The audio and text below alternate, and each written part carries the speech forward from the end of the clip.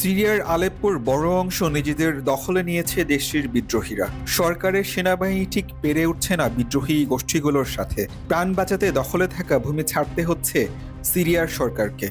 কয়েক বছরের মধ্যে এই প্রথম সিরিয়ার সরকারের বিরুদ্ধে বড় ধরনের অভিযান চালিয়ে সফলতা পেল বিদ্রোহী গোষ্ঠীগুলো। 2016 সালে প্রেসিডেন্ট বাশার আল আসাদ বাহিনী ক্ষমতা দখলের পর বিদ্রোহী গোষ্ঠী এতদিন ধরে হামলা চালিয়ে আসলেও আলেপ্পোতে পৌঁছতে পারেনি। কিন্তু এবার তারা আসাদ বাহিনীকে হটিয়ে আলেপ্পোর বড় এলাকা দখল করেছে।